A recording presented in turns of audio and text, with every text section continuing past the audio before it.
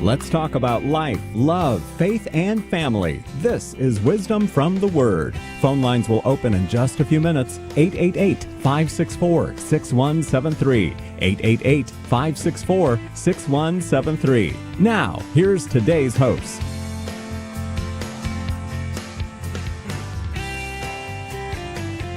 Hey everybody, Pastor Greg Laurie here. This is the first time I've actually been on this show that's normally hosted by Brian and Cheryl Broderson, and they're away on a wonderful cruise for married couples. And so in a moment of temporary insanity, Brian asked me to come in here and host today. I'm usually sitting on the other side of the desk, and Don Stewart handles all the controls and reads from his Greek Bible, and then I just stare at him. But today I'm in the cockpit.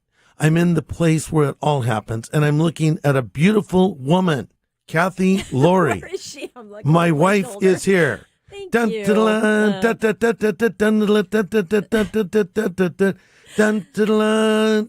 you know why our marriage. Okay, our marriage has lasted a long time for that. How very long has reason. it lasted? He's still so excited to see me. I am. It's been 40 years. 40 years. Yeah, that's an easy one to remember. It's huh? an easy one to remember, and we just had a little anniversary trip, didn't we? Yeah, we did. We had a great trip. It was wonderful. I think that's part of the secret of a long and happy marriage is make time, get away with the two of you, Yes. by yourselves, without the kids, hopefully. Yeah. Spend time together. And so we went ultimately to Israel and led a tour over there. But on the way over, we went to Italy, which was fun. I gained around 10 pounds. Eating pasta and pizza and gorging myself. Oh, and don't forget gelato. Yeah, and we got lost in Venice. Which is a cool place to get lost. Which is a cool place to get lost. And you know what was amazing? That our iPhone actually could guide us down the alleyways of Venice. And we found that one pizza place we were supposed to look for. Yeah. I managed to find the worst pizza in all of Italy. Yeah. I mean, how did I do that? People think, oh, you can't get bad pizza in Italy. I actually found a place that had awful pizza in Italy. But at the same time, we had great pizza. But one of the highlights was England, wasn't it? Yeah, and we love London, and we love visiting with friends. Gloria and Alwyn Wall were there. Yes. We were hanging out with them, had Alwyn Pastors more at Calvary Italian food Chapel. with them. Yeah, and looked at the, what was that building we looked at? We were both pointing up, and I took the picture of you and Gloria. It's where the Beatles did... Oh, it's actually Savile Road? Savile Row, right, where they did their final farewell concert. Yes. Yeah, that was kind of fun. But the best cops threw them out. The best of the best was really getting out to Oxford. And before we left, you had the forethought to call the C.S. Lewis Foundation. Every now and then I plan ahead. I know. I was a little worried because we didn't have a strategy, but it worked out that the C.S. Lewis Foundation, which is interestingly enough, in Redlands, California. That's right. And you had some dealings with them in the past, but you asked them a big favor. That sounds very ominous, dealings with them in the past. Very friendly dealings. Yes, fun dealings. So it was regarding the film Lion, the Witch, and the Wardrobe, I think. And that was really super. So there was a lady film. from there that was there as our host, and she knew everything about C.S. Lewis. We sat in the room where Lewis studied. We walked through his house. And he had a very amazing little pool and garden.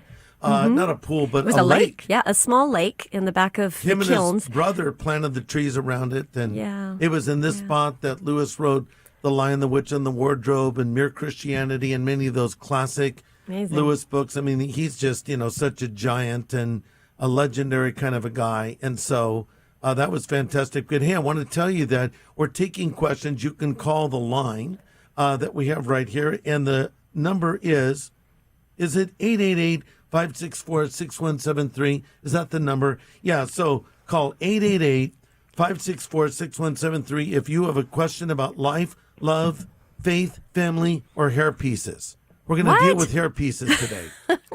I'm going to divulge the fact this is not my hair. No. There has been. It really is her hair. I'm not wearing a hairpiece. And for the record, I'm against them. But also, you can ask me a question via Twitter. Use the hashtag #AskGregLaurie. And if you don't know what a hashtag is, it's the pound sign. Or if you're even older, it's a tic-tac-toe sign.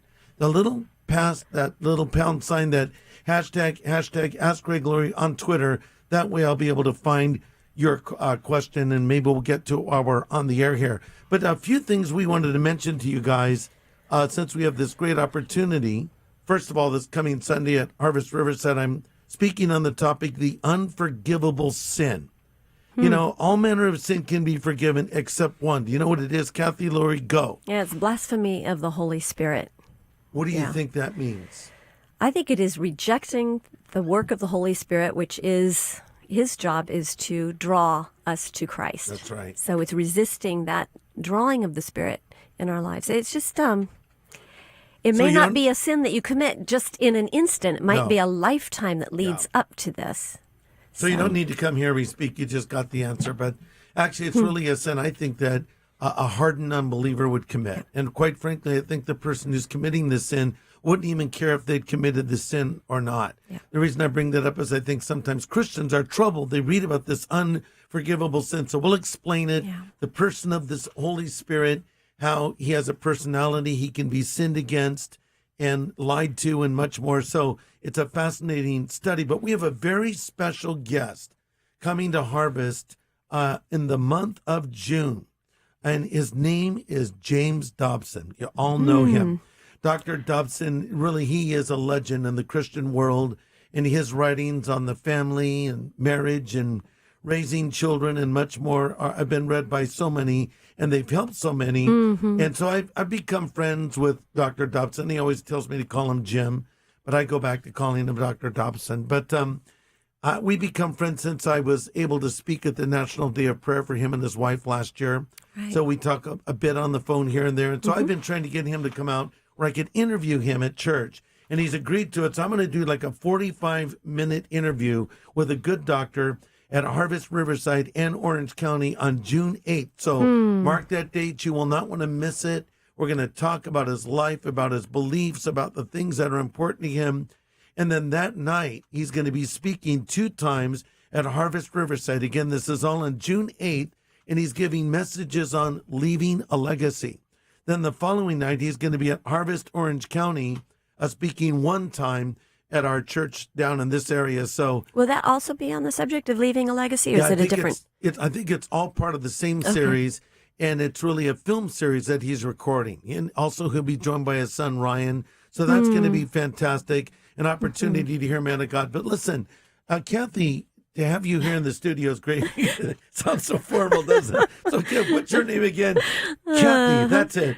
Now, Kathy, tell us a little bit about your ministry to women, because you have a fantastic ministry, and something a lot of the ladies out there may want to know about is your super cool website, virtue.org. First of all, .harvest.org, by the way. Yeah. So first of all, tell us what Virtue is and why you call it Virtue.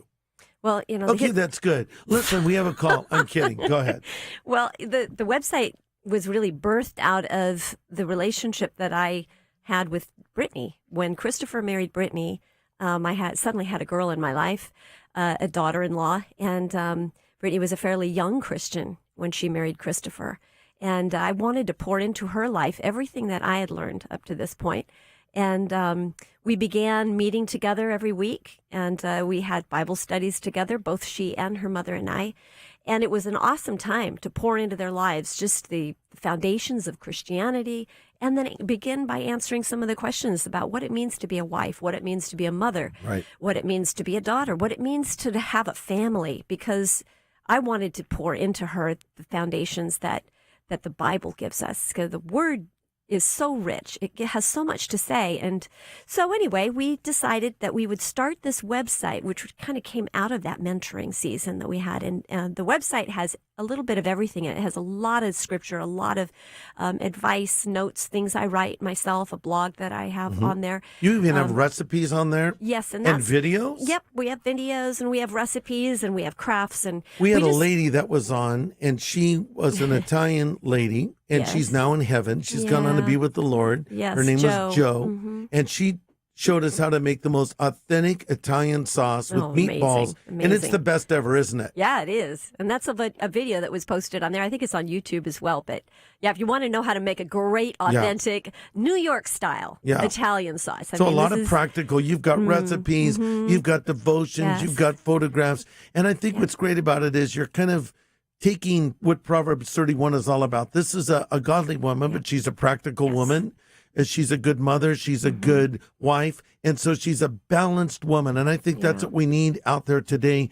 Is just a good model for girls to follow, because there's so many bad models out there, flaunting sexuality even at a very early age with girls today, and without apology to say this is what a woman of God looks like. But hey, a woman of God has fun. A woman of God lives life to its fullest, but she's serious about her faith, but she's out there having a great time. And so I think it's a very balanced website that people will benefit from. And you have a series of speakers coming for something called Girl Talk. Tell us about that. Yeah, we have every summer, we've done this for the last 6 years. Yeah.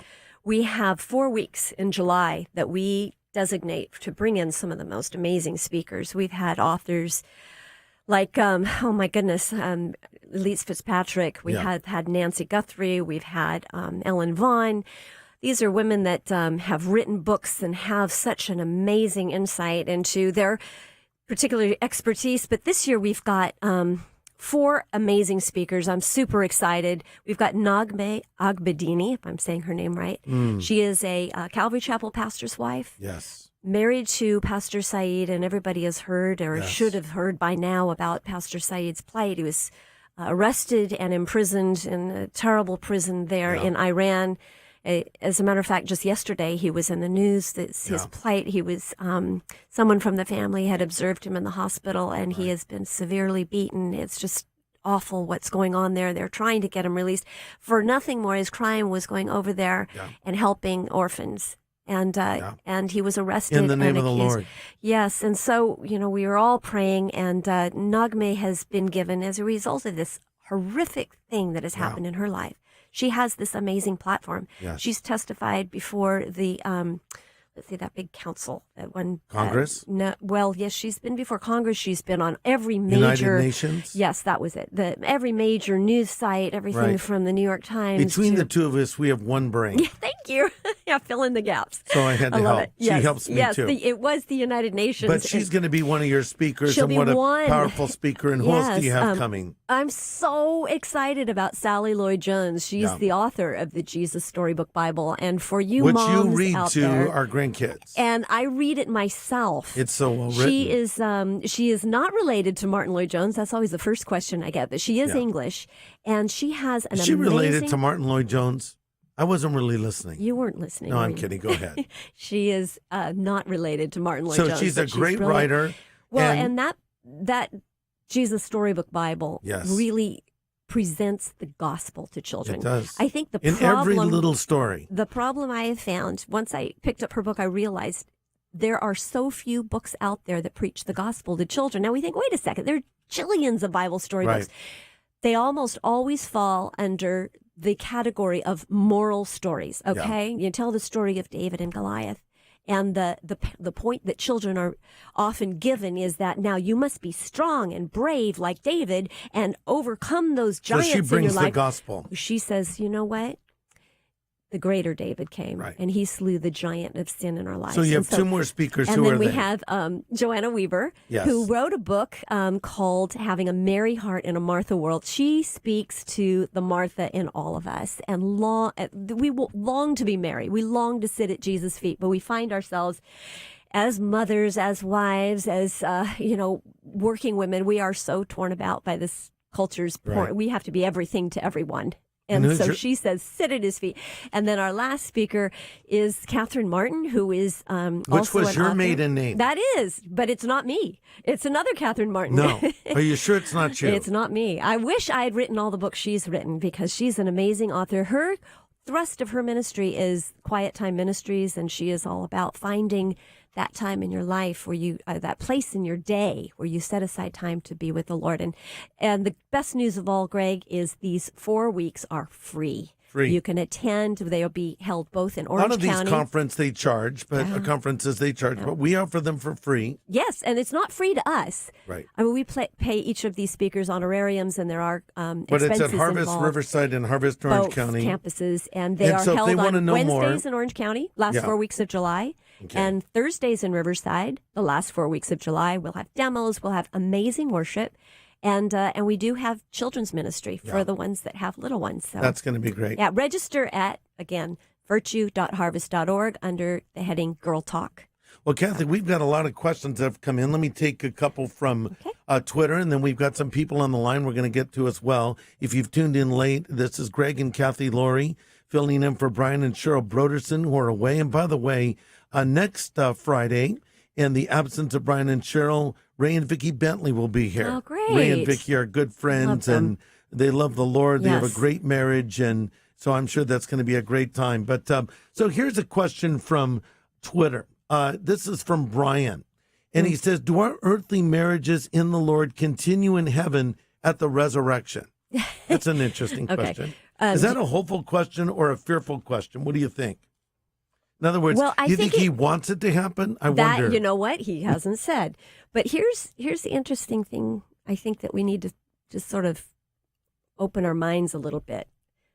When we get to heaven, we're going to be in a state of absolute perfection, right?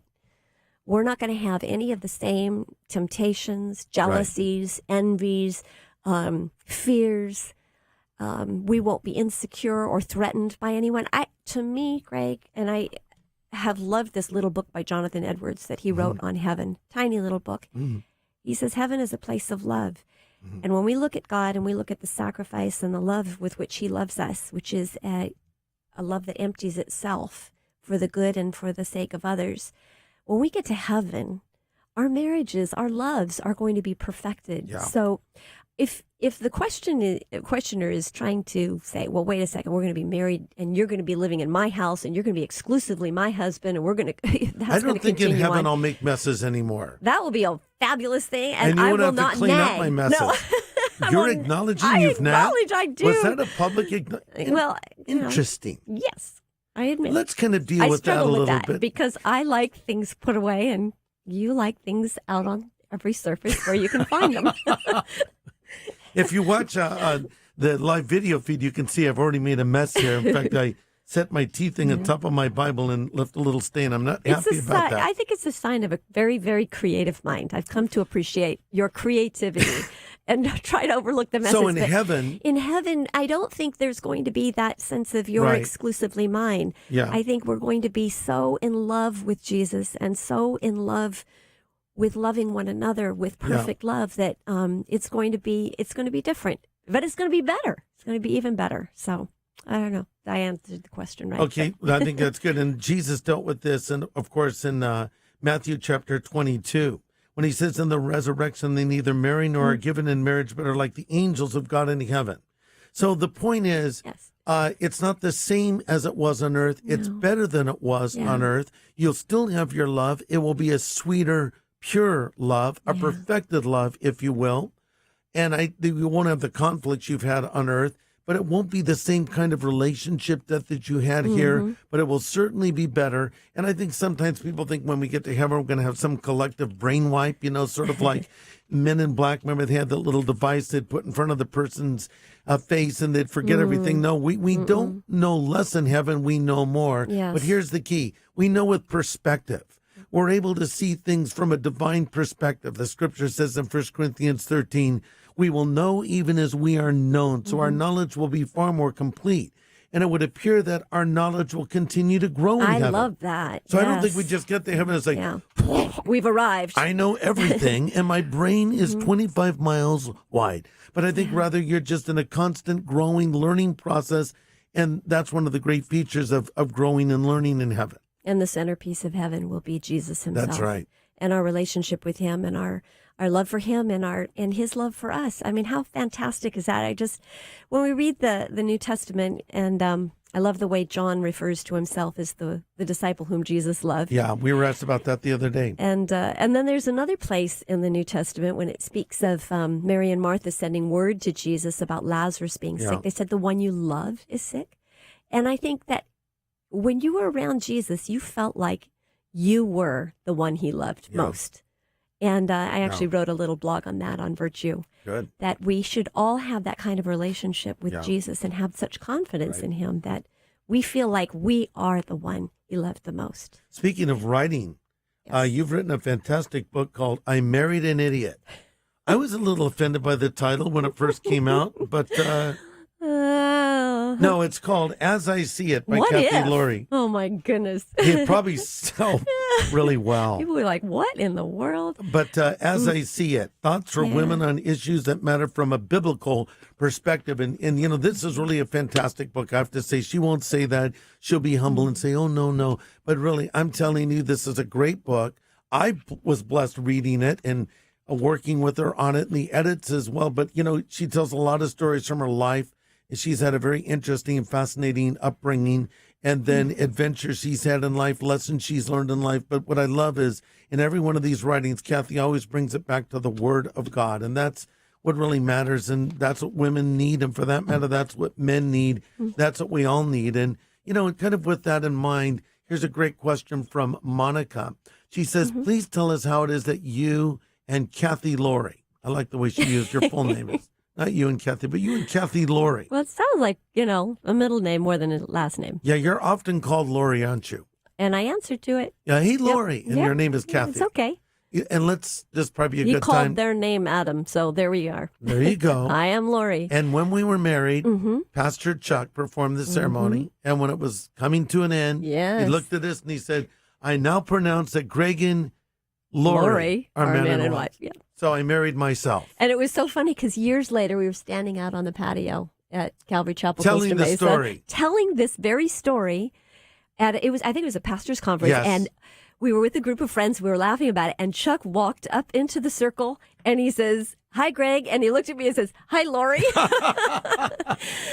He just got that thing, you That's know. a- Where he, you know what? I think it is kind of a weird deal because you just two names. They sound like first names. So So anyway. finishing the question, please tell us how it is that you and Kathy Laurie press on and serve so faithfully under all the pressures of life and ministry. Why don't you deal with that?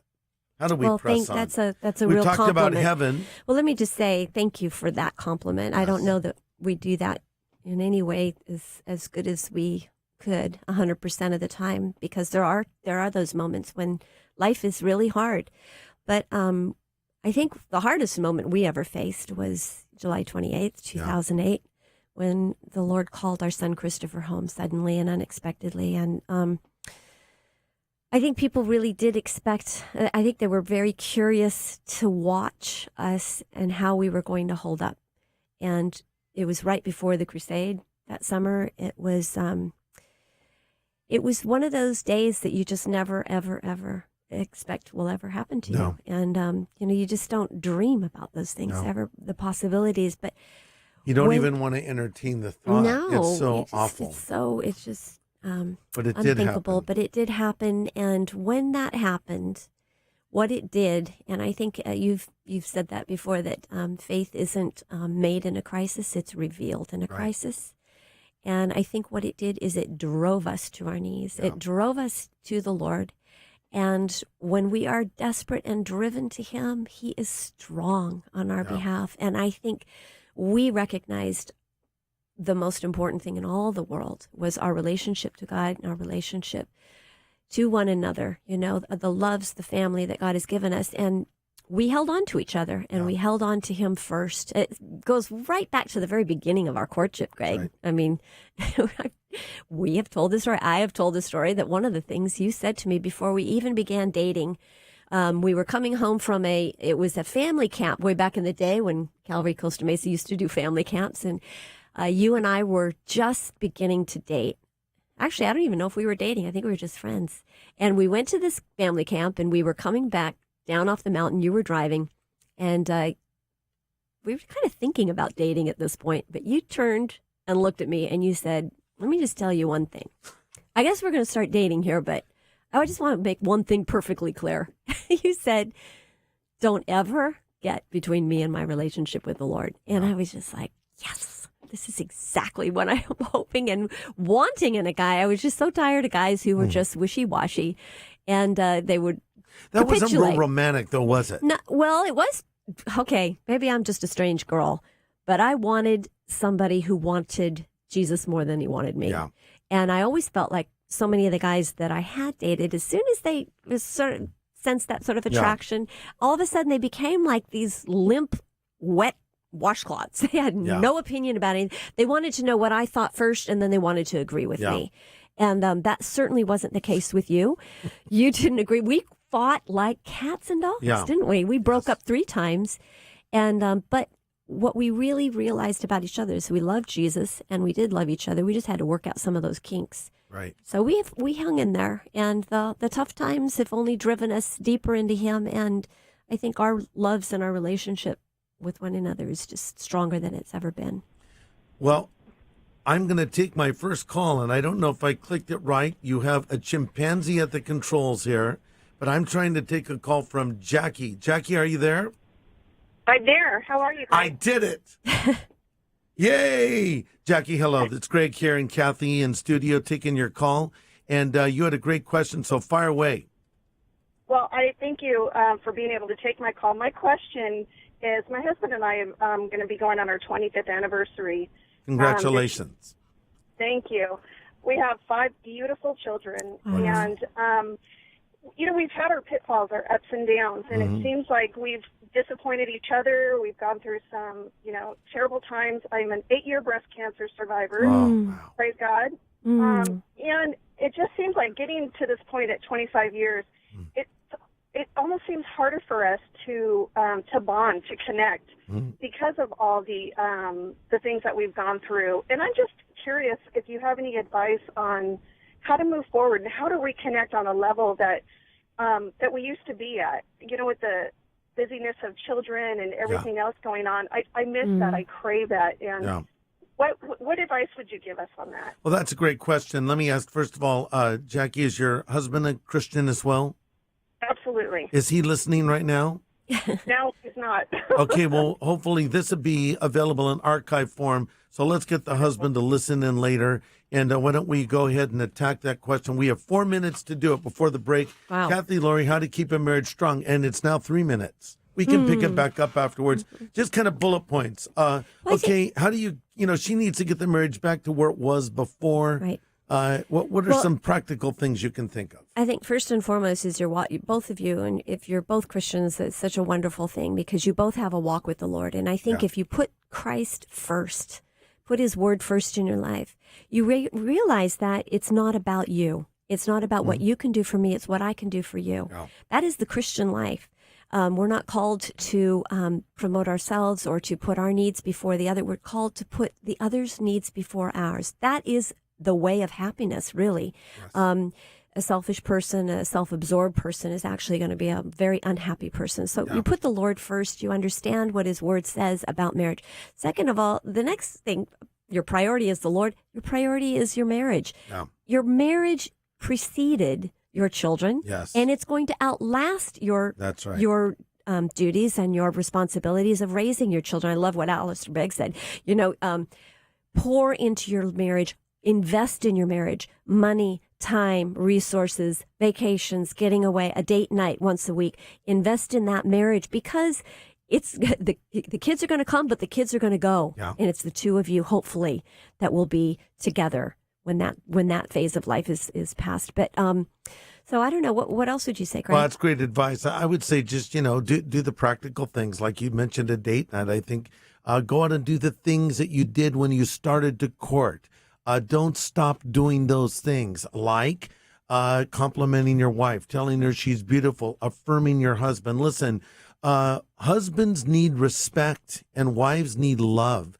You need to affirm your wife, and a wife needs to respect her husband. Mm-hmm. So we have more to talk about. We have some very special guests coming at the very final little section of our program today. So we're going to go to a station break right now, and then we're going to be back. Or someone's gesturing. Brian, he's pointing. Oh, I have 1 minute. We have more time to talk about it. Oh, man, that was sounding so good. So I was keep going with Jackie, yeah. I was sounding... Jackie, you still there? No, she's I cut her off. I wanted to hear from her now. No, I'm sorry. I didn't. No, I just pushed the button. She went away. Shoot. And I didn't want her to go away, but I wish I had that button in real life. Certain people push the button, they're gone. But I didn't want Jackie to go away because it was a great question. So let me come back to what I was saying. A husband needs to be respected. And so remember to let your husband know how much you appreciate him and all that he does. So we are at that break now, and we'll be back for the second half of our program, and we'll talk to you then.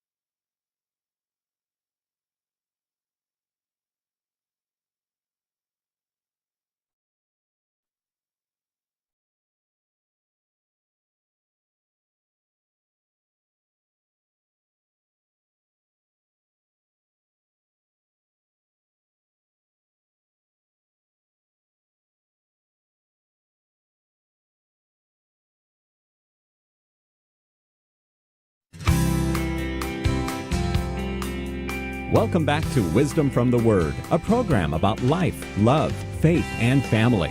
Call in now with your questions. 888-564-6173. 888-564-6173. Well, hey, everybody. Greg Laurie here in studio, filling in for Brian and Cheryl Broderson.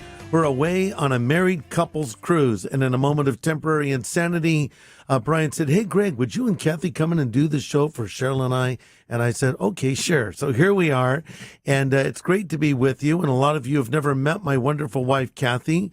We just celebrated our 40th year of being married, and we went on a little anniversary trip, and she's here. And Kathy, welcome into the studio. Thanks for having me. You know, I wanted to mention a couple of things about Kathy's ministry. One, she's written a book called As I See It, and this is a fantastic book, especially for you ladies out there. A lot of devotional thoughts, stories from her life, things that I think will be very helpful. And if you go to our website, harvest.org, you'll see a banner on the top of the page, a little square. If you click it, you can order a copy. And also mention I've just written a book called Revelation, the Next Dimension. And this is really an overview of the entire book of Revelation, the longest book I've ever really written. And I'm very excited about it because it's a fascinating topic. And so if you are interested in those two resources, just go to our website, harvest.org. And speaking of our website, when you go to Harvest, you'll see on there something that says Virtue. If you click that, you enter into the vortex of women's ministry. Virtue is so helpful because you have devotional thoughts. And what else do you have there, Kathy? One thing we didn't mention in the last segment was we have posted on there all of our teachings that we've done through the Virtue Bible Study for I don't know how many years now. We've got them posted, both video and audio. You can download the lessons. You can do them in a small group. You can watch the video teachings that accompany them. And it's been fantastic. Last couple of years, we've been doing a series on Simply Jesus. Yeah. And we loved the one we did, Simply Jesus in the Old Testament, which is the unfolding drama of redemption, seeing Jesus in every story. Is really great. You have a conference coming up called Girl Talk. Just give us a flyover of that. Well, we have 4 amazing speakers. Naghmeh Agbadini, Pastor Saeed's wife. We have Sally Lloyd-Jones, the author. And we should mention that Pastor Saeed is in an Iranian prison right now. And and we should pray for his release. And it would, I think Secretary of State Kerry ought to make that a top priority in any negotiation that he has with the nation of Iran. This is a pressing issue, and he's an American citizen who has been unfairly imprisoned. And but his wife is taking this horrible thing she's having to go through and uses it as a platform to minister to people and to preach the gospel, really. And as she'll much be as at your event. She'll be speaking before the United Nations, and she's talking about human rights and the oppression of prisoners in countries like Iran. But really, underneath it all, she is hoping to use this for the kingdom.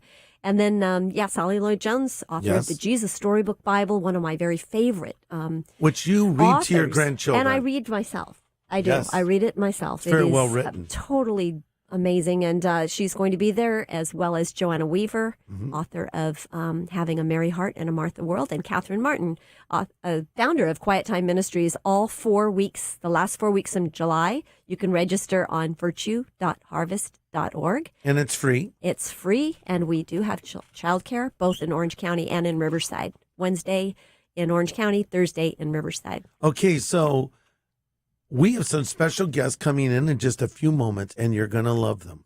They're so cute. They are. And I probably just gave away who they are. But let's take some questions before we get to that. Here's an interesting one. Do you think it's unwise to send our kids to public school today? What's your advice? Christian school, public school? Of course, homeschooling's an option. What do you think? Wow. It's really interesting because we sent our kids to Christian school.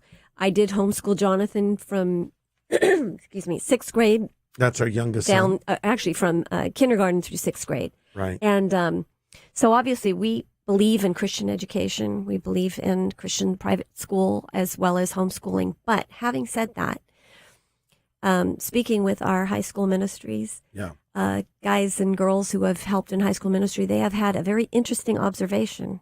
And they said that often the kids that went to public school that were engaged in junior high and high school ministry at Harvest, often it was those kids that were in public school that valued their church life, their fellowship with other believers. Right. Oftentimes they were more on fire. Now, the ones that make it through and have that kind of faith, I think that's just awesome. So personally, I think it's just a matter of prayer for your family. Yeah. I would definitely keep a close eye.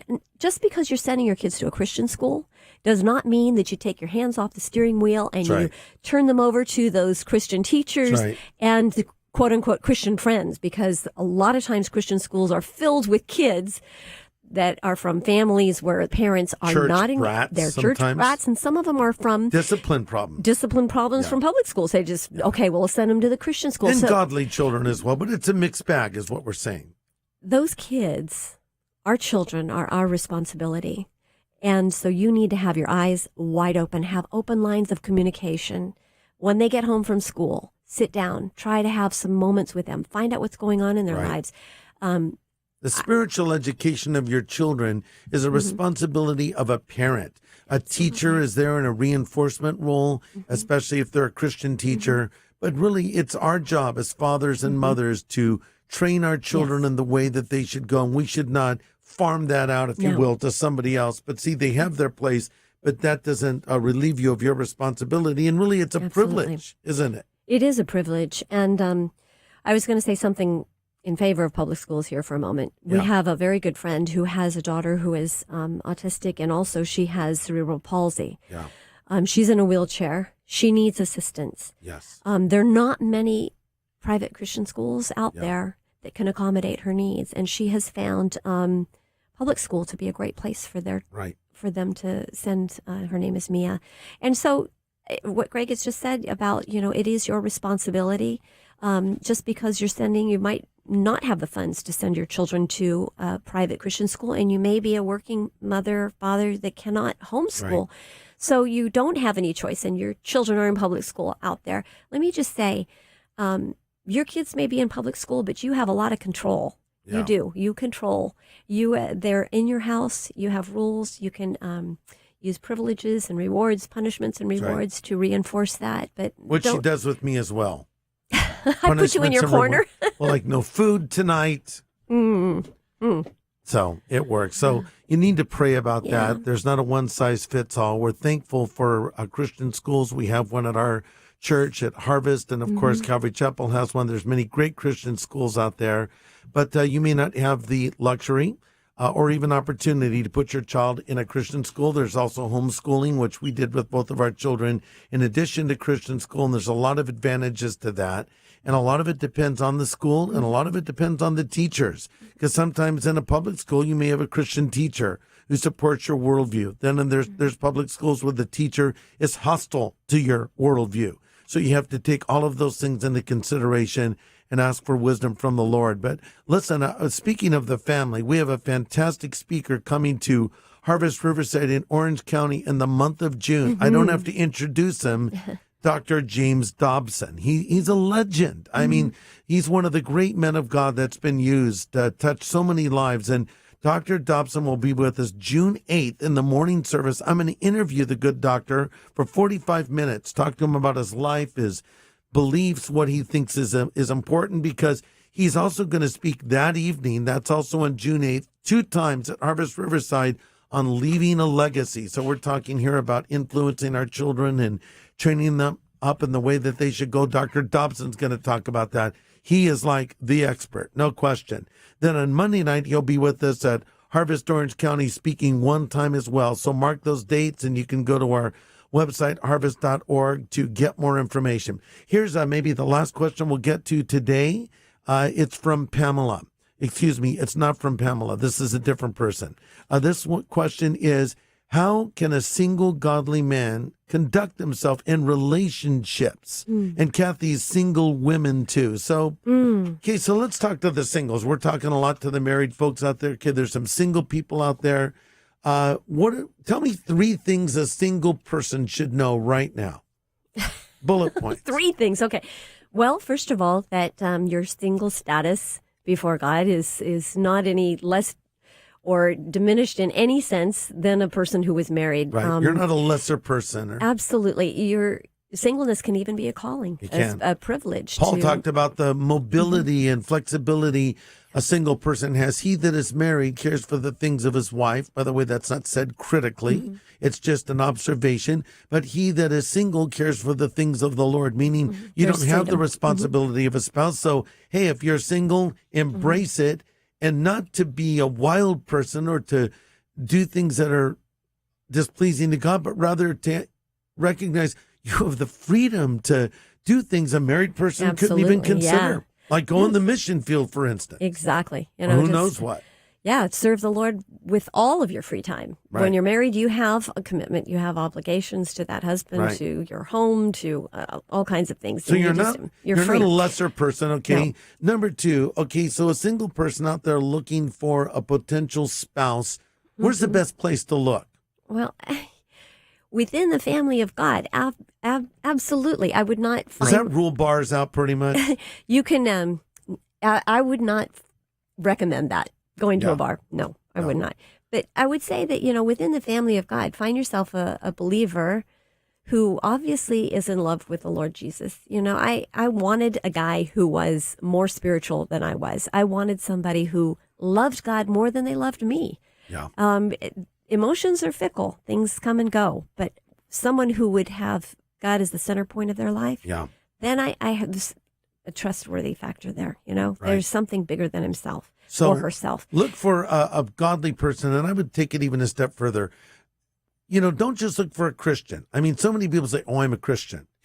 Some guy may ask you out, "Hey, you want to go out with me?" Well, are you a Christian? Why do you ask? Well, I'll only go out with a Christian. Oh, yeah, praise God, man. He may lie to you. So you want to find not just a person that claims to be a Christian, but you want a man of God. You want a woman Yes. of God.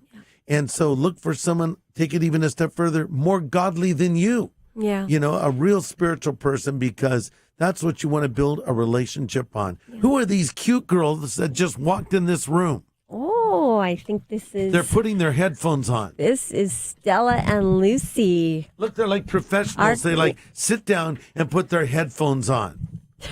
Stella, They've done this before. welcome to the studio.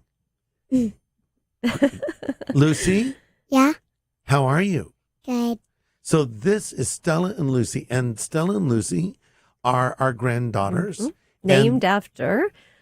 Stella is named Stella after is your named after grandmother. my Mhm. grandmother. And Lucy is named after her mother's great grandmother. That's right. So we've taken some of these names from the past and we've brought them back into the present.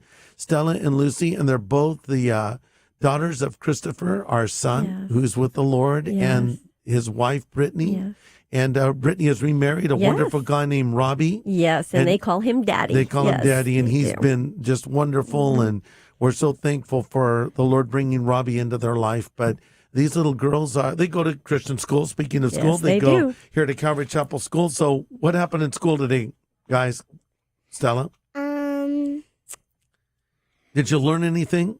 Tell me one thing you learned. This is the hard question parents always ask kids. What did you learn in school today? Did you actually learn something in school? What did you learn? Our Bible story was about Saul and Paul. You mean, well, those two people are one person? Well, Paul, Saul. What? something. It's the same guy? Was he Paul first or was he Saul? And Saul. he was Saul. And what happened to him? Oh, sorry. Paul and also Barnabas. Right. Yeah. Barnabas kind of helped Paul out when he was a brand new Christian, didn't he? Paul used to be Saul. And then Jesus came into his life and he later changed his name to Paul. And so you learned about him, huh? So They were friends, huh? Paul and Barnabas. They were partners. Do you have good friends at school? Yeah. Lucy, do you like going to school here? Now, let me ask you a question. Do you know any Bible verses, Stella? What Bible verse do you know? Psalm 23. Does Lucy know it too? Sorta. Do you know Psalm 23? She does pretty She's well. putting her little headphones bit. back in. A little bit. Okay, so Stella, why don't you do Psalm 23? And Lucy, you do it with Stella and do as much as you know, Lucy. Okay, ready? Okay. On the count of three. 1, 2, 3, go. The Lord is my shepherd, I shall not want. He makes me lie down in green pastures. He leads me beside the still waters. He restores my soul. He leads me in the paths of righteousness for his name's sake. Yea, though I walk through the valley of the shadow of death, I fear no evil, for thou art with me. His rod and his staff will comfort me. He prepares a table before me in the presence of my enemy. My cup runs over. Surely goodness and mercy shall follow me all the days of my life, and I shall dwell in the house of the Lord forever. Psalm 23. Wow. Psalm 23. Good, Lucy. It was like an echo. Okay, let's have a song now. I need a song. How about sing, sing, sing? Go. Sing, sing, sing, and make music with the heavens. We will sing, sing, sing. Thankful that you hear us. We will shout your name. Live high your name on Jesus. Wow, nice. Okay, now sometimes I push you guys on the swing and we sing that song. And how do we change that song? Swing, swing, swing. We sing swing, swing, swing, right? Yeah. So this is a big day. Your cousin Riley's having her birthday. She's going to be 25 years old. What? Whoa. No? How old is she going to be? 9. 9. And how old are you, Stella? 7. How do you like maybe being 8. 7? Is 7 a good age? Mm-hmm. If you could be any age you wanted, what age would you be? 10. Oh, why 10? I want to be 10. Just does it seem better than the age you are now? Mm-hmm. And what about you, Lucy? Would you like to stay the age you are, or what do you think would be the perfect age ever? Thinking We can't about it. have silence on the radio. 6. 6? Because Okay. I'm turning 6? Turning 6. That's right. Are you really turning 6? You know, it's interesting when you're a kid, you're turning 6. You know, you'll say, I'm almost this age or I'm turning this age. But then when you're 21, you become 21. It sounds very formal. I became 21. But then as you get older, the verbiage changes. You know, you hit 30, you hit it. Now it's not becoming anymore. It's not even turning. It's like, you know, it's hitting. And then it just goes downhill from there. Yeah. How old do you think I am? 60. 61 years old. 61 years old. That's right. Well, it's sure good to have you guys in here. You know, I always like to give kids an opportunity to ask a question. Do you have a question you would ask Kathy Laurie? What do you call Kathy Laurie? Nammy. Nammy. Yeah. How did she get a name like Nammy? That's crazy. Well, no. Well, Lucy gave me Nammy, but you started saying Nama because you couldn't say Grandma, and then Lucy made it Nammy. So And I just say, just call me whatever. I don't care. Nammy. Yeah. So all do you good. have a question you want to ask about the Bible or something else? In heaven, Yes. do we, will it ever be nighttime? Wow. Will it ever be nighttime in heaven? Kathy, what do you think about that? Well, the book of Revelation says there'll be no more night. That's right. Yeah, but I don't know if it's speaking about that in a poetic, figurative sense. Yeah. We don't know because there's going to be a new heaven and a new earth.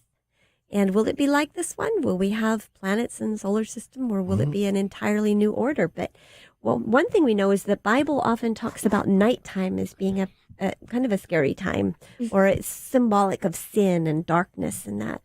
But when it says in heaven there's no more night, it might just be speaking about the darkness of sin, the darkness of separation, that sort of thing. Would you like it to never be nighttime? Is that what you're kind of hoping?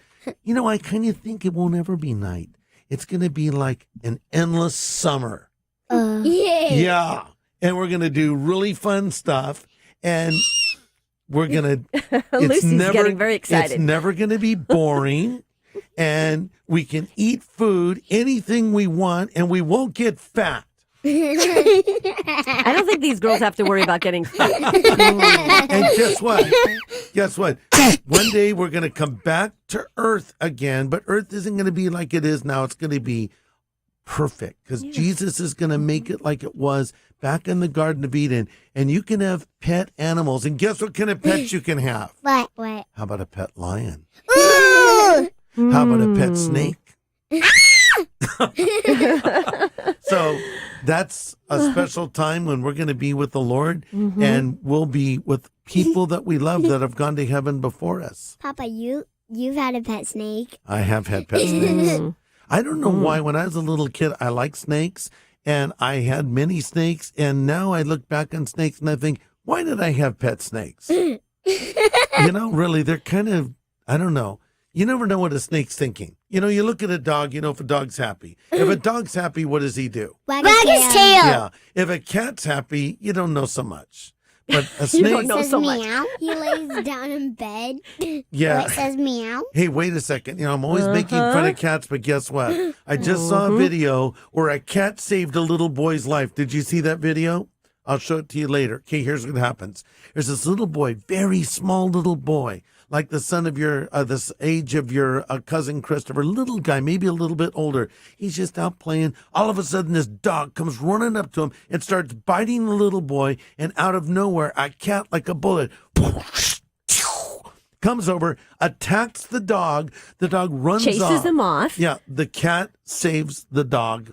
The cat chased the dog Yes. away and protected the little boy. And you know what? It was his pet cat that was a stray that came to his house and adopted this family. And when he was interviewed, you know what the little boy said about the cat? He goes, he's a champion. That's what he said. So cute.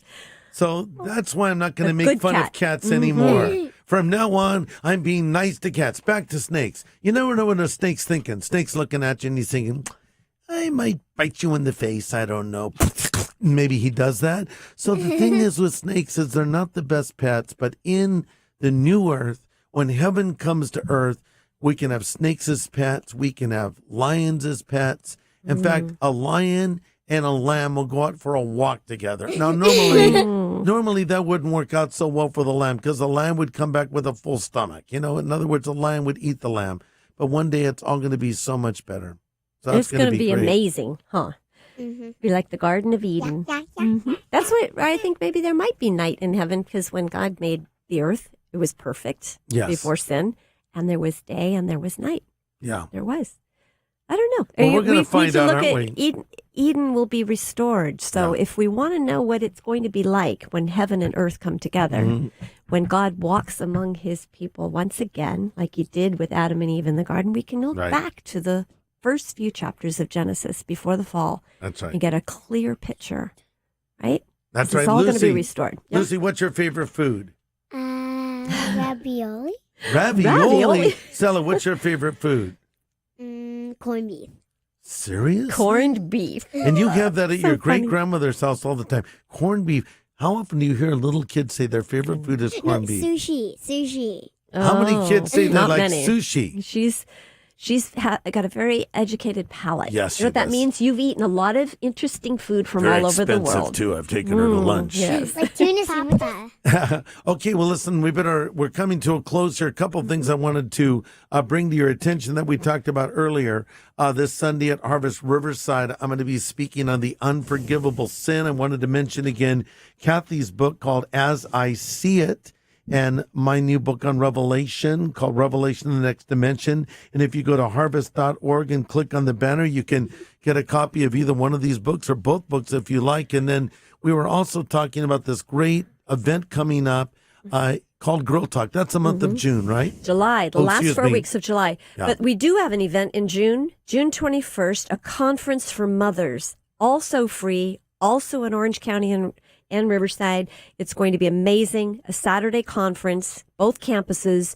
If you're a mom, if you know a mom, if you're about to be a mother, this conference is for you. We need all the support we can get and give these young That's and right. older mothers help. The best thing to do is go to harvest.org for Yes. more information. That's our website. I also mentioned Dr. James Dobson coming to Harvest Riverside in Orange County on June 8th. And so we are now leaving. So I would like Stella and Lucy to sing one last song before we leave. What song would you like to We have 1 minute, so you better pick it fast.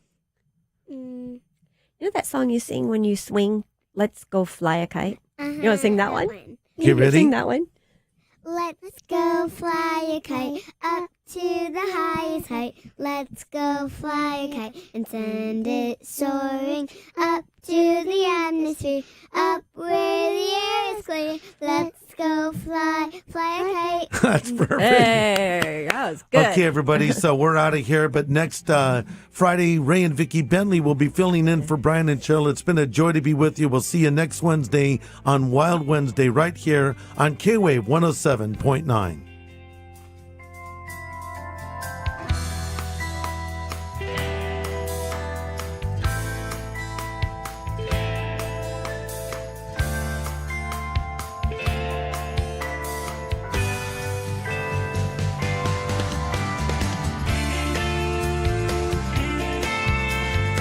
You've been listening to a special edition of Wisdom from the Word. To watch past episodes of Wisdom from the Word, visit the K-Wave Radio Network's YouTube channel at kwave.com. And if you'd like to talk to a pastor or counselor, please phone 714-979-4422. This program has been sponsored by Calvary Chapel, Costa Mesa.